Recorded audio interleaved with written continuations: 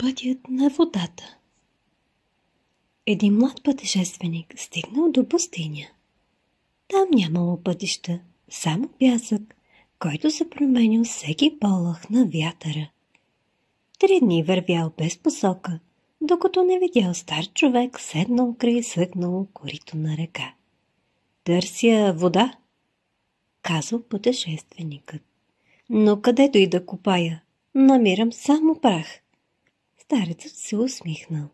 "Водата не се намира, когато я търсиш отчаяно. Тя идва, когато се научиш да я усещаш." "Как да усещам нещо, което не съществува?" попитал младежът.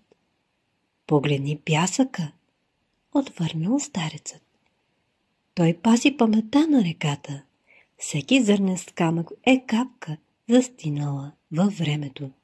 Мълчанието, което последвало, било по-дълбоко от думи.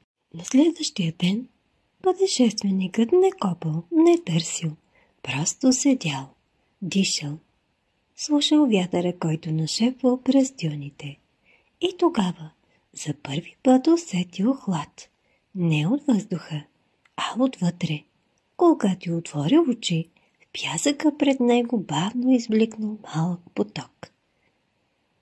Поуката от приказката е: това, което търсим, вече съществува в нас. Когато спрем да настояваме, тогава ставаме проводник на самия живот.